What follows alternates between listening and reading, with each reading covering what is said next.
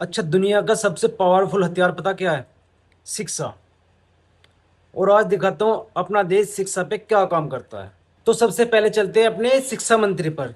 ये बिहार के शिक्षा मंत्री हैं, तो अब पहले इनकी सुनते हैं ये क्या बोलते हैं शिक्षा के बारे में। मैं महिलाओं लाठीचार्ज पे के भी महिला जो है जेंट्स पुलिस ने मारा है। मेरा कहने का मतलब है जरूरत क्या है एजुकेशन की। हमारे घर की बेटियां हमारी शक्ति है, हमारी समृद्धि का आधार है।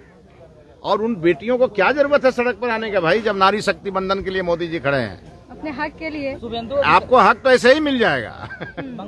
इनका कहने का मतलब है कि लड़कियों को शिक्षा की कोई जरूरत नहीं है। मोदी जी हैं, वो लड़कियों के अकाउंट में 2-3 हजार रुपए वो महीने के साल के डाल देंगे। बस आप अपना घर का काम करो, रोटी पानी बनाओ, बस इतना बहुत है। सीधा सीधा कहने का मतलब ये है कि लड़कियों को पढ़ाई की कोई जरूरत नहीं है, अपना घर का काम करें बस। चलो कोई बात नहीं, अब आपको दिखाता हूँ कि हमारे देश में नींव कैसे रखी जाती है स्कूलों की, सरकारी स्कूलों की। देखो, फिर हमारे यहाँ एक स्कूल बन रहा है।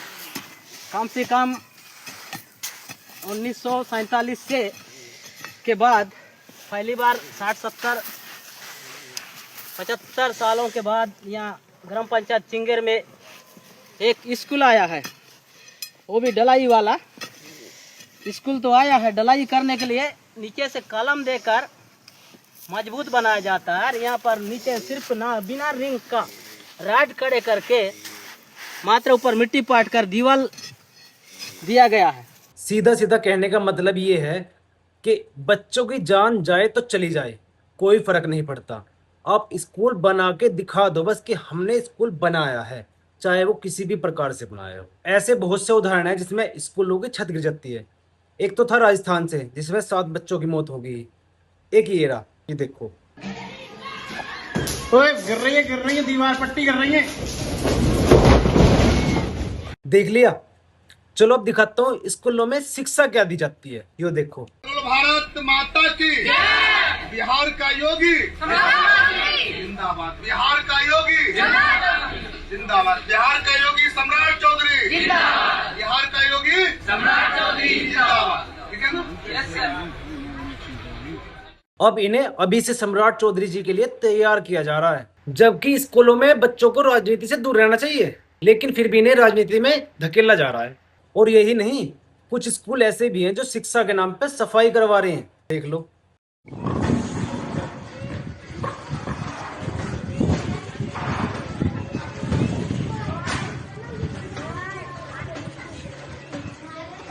अब यूँ देखो, कितने शर्म की बात है कि बच्चों को शिक्षा ना देकर उन पर सफाई करवाई जा रही है। चलो कोई बात नहीं, आगे चलते हैं। अब ये देखिए, ये टीचर एक बच्चे को टेररिस्ट बोल रहे हैं, जबकि टीचर के लिए हर एक बच्चा एक समान होता है, लेकिन फिर भी उसे बार बार टेररिस्ट बोल रहे हैं। देखो,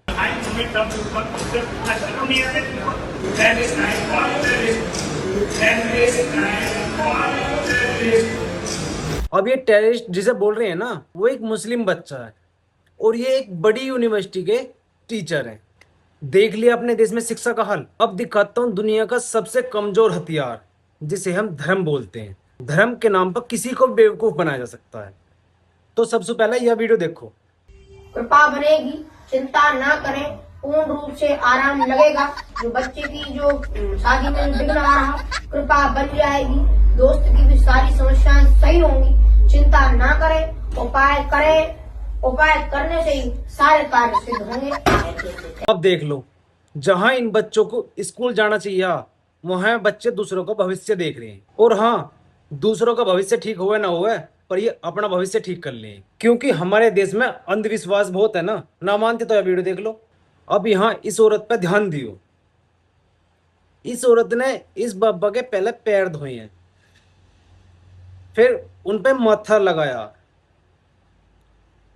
अब उसे पी लिया है। तो अब इसे क्या कहा जावे? अंधभक्ति कहा जावे या बेवकूफ़ी कहा जावे? अब मर्जी आपकी है कि आपको दुनिया का सबसे पावरफुल हथियार लेना है या दुनिया का सबसे कमजोर हथियार लेना है, क्योंकि सरकार भी आप ही के अनुसार चलती है। आप धर्म चुनते हैं तो मंदिरों मस्जिदों पे काम होता है, आप शिक्षा चुनोगे तो स्कूलों और कॉलेजों पे काम होगा। मर्जी आपकी है, धर्म पे काम करवाना है या शिक्षा पे।